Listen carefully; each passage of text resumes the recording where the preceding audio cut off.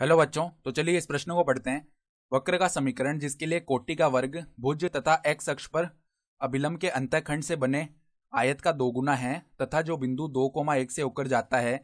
तो यहाँ पर देखो चारों विकल्पों में से हमें सही विकल्प बताना है क्या होगा। ठीक है, तो प्रश्न में आगे बढ़ने से पहले इस प्रश्न से संबंधित जो मुख्य उदाहरण है उसकी हम चर्चा कर लेते हैं। तो देखो मुख्य उदाहरण क्या हो जाएगी, बिंदु बिंदु एक्स कोमा वाई से होकर होकर जाने वाले अभिलंब का समीकरण क्या होता है। अभिलंब का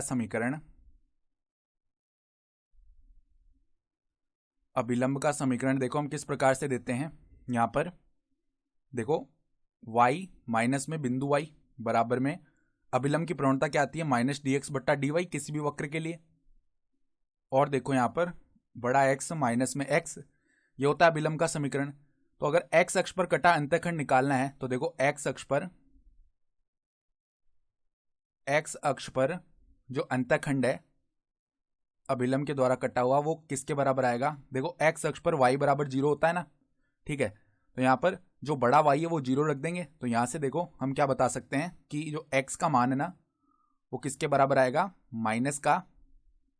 देखो यहाँ पे जब हम ये y बराबर 0 रखेंगे ना, तो अगर हम dy बट्टा dx यानी x का मान निकाल रहे हैं तो वो देखो किसके बराबर में आ जाएगा हमारे पास में यहाँ पर y dy बट्टा dx और प्लस में क्या आ जाएगा, x आ जाएगा। ये हो गया x अक्ष पर कटा अंतःखंड। तो अब देखो हमें सवाल के हिसाब से क्या बोला गया है कि वक्र का समीकरण बताना है जिसके लिए जो कोटि का वर्ग है, यानी कोटि का वर्ग क्या हो गया वाई स्क्वायर, वो किसके बराबर है, भुज। भुज क्या होता है x, और x अक्ष पर अभिलंब के अंतःखंड से बना आयत। तो जो अभिलंब के अंतःखंड आ रहा है x अक्ष पर वो क्या आ रहा है, देखो y dy बट्टा dx प्लस में x, और इसका कर देना हमें 2 गुना, तो यहाँ पे 2 से गुणा कर दिया। ठीक है, तो देखो यहाँ पर वाई स्क्वायर किसके बराबर आ गया, अंदर गुणा करते हैं देखो 2x को, तो 2xy dy बट्टा dx, फिर देखो हमारे पास 2x गुणा होगा x से तो प्लस में 2x स्क्वायर आ गया। तो यहां से देखो अगर हम dy बट्टा dx का मान लिखेंगे तो वो देखो किसके बराबर आ जाएगा हमारा, वाई स्क्वायर माइनस में 2x स्क्वायर बट्टा में आ जाएगा 2xy। तो अब यहाँ पर हम एक प्रतिस्थापन करेंगे, y बराबर में हम vx बोल देते हैं, तो dy बट्टा dx का मान देखेंगे ना तो वो किसके बराबर आ जाएगा, v प्लस में x dv बट्टा में dx इसके बराबर आएगा।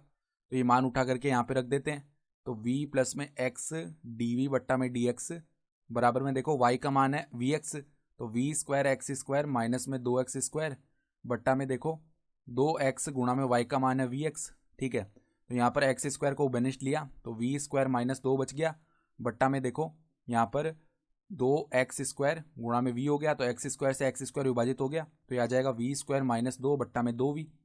तो अब देखो यहाँ पर x dy बट्टा dx को इस तरफ रखा, v को उस तरफ भेजेंगे, तो v स्क्वायर माइनस 2 बट्टा में 2v माइनस में आ जाएगा v। तो यहाँ पर देखो ये क्या बनेगा, v स्क्वायर माइनस 2 माइनस में 2v स्क्वायर बट्टा में आ जाएगा 2v। ठीक है, तो अब ध्यान से देखो v square minus 2v square हो गया माइनस का v स्क्वायर माइनस में 2 बट्टा में 2v। ठीक है, तो अब हम क्या करते हैं देखो माइनस मतलब देखो x डी बट्टा डी एक्स ये किसके बराबर आ रहा है, यहाँ से अगर हम माइनस को बेनिस्ट लें तो v स्क्वायर प्लस 2 बट्टा में क्या आ रहा है, नीचे देखो क्या है, नीचे हमारे पास में 2v। सही है, तो अब देखो पदों को अलग अलग करते हैं, तो 2v बट्टा में v स्क्वायर प्लस 2 इसको इस तरफ लेके आए और dv को भी यहीं पर रख लिया, और यहाँ पे माइनस डी एक्स बट्टा एक्स इसको रखा। तो अब दोनों तरफ अगर हम समाकलन कर लें तो यहाँ पर v स्क्वायर प्लस 2 को t बोलने पर 2v dv जो है वो dt में चला जाएगा, तो ये तो 1/t की तरह इसका समाकलन होगा। तो क्या आ जाएगा देखो हमारे पास में log आधार e और यहाँ पर v स्क्वायर प्लस में 2 ये पद आ गया। ठीक है, और यहाँ पर देखो बराबर में माइनस log आधार ई एक्स प्लस में समाकलन का अचर आएगा कोई भी c1 बोल लेते हैं एक बार के लिए। ठीक है, ये पद बना, तो c1 को अगर हम log में लिखना चाहें तो भी लिख सकते हैं, देखो log आधार e कोई अचर k बोल लेते हैं। ठीक है, तो अब देखो यहाँ पर पद को इस तरफ लेके आते हैं, तो देखो log आधार e v स्क्वायर का मान भी रख लेते हैं। यहाँ पर देखो v का मान क्या आ जाएगा, y बट्टा एक्स, ये हो जाएगा वाई स्क्वायर बट्टा एक्स स्क्वायर प्लस में 2, और यहाँ पर प्लस में क्या आ जाएगा log आधार ई एक्स, ये किसके बराबर है, log आधार ई के। तो log a प्लस में log b का मान log a b होता है, तो log आधार ई यहाँ पर देखो ये दोनों पद गुणा होंगे, तो वाई स्क्वायर बट्टा एक्स प्लस में क्या आ जाएगा 2x और ये किसके बराबर आ जाएगा, log आधार ई के। तो अब दोनों तरफ तुलना करेंगे तो वाई स्क्वायर बट्टा एक्स, फिर देखो प्लस में 2x, इसका मान के बराबर आ जाएगा। तो अब देखो सवाल में बोला गया कि वक्र 2,1 से गुजर रहा है, यानी कि x बराबर 2 रखने पर y बराबर 1 प्राप्त होगा। तो यहाँ पे देखो 1 बट्टा में 2 प्लस में 2 दूनी 4 बराबर में क्या आ जाएगा k, यानी कि k का मान यहाँ पर 9 बट्टा 2 आ गया। तो देखो वक्र का समीकरण क्या आएगा, वाई स्क्वायर बट्टा एक्स प्लस में 2x बराबर 9 बट्टा 2। ठीक है, अब इस 2 को इस तरफ लेके आते हैं तो 2y स्क्वायर बट्टा में x प्लस में 4x बराबर में 9 है, यानी कि देखो वक्र का समीकरण आएगा 2y स्क्वायर प्लस में 4x स्क्वायर बराबर में 9x।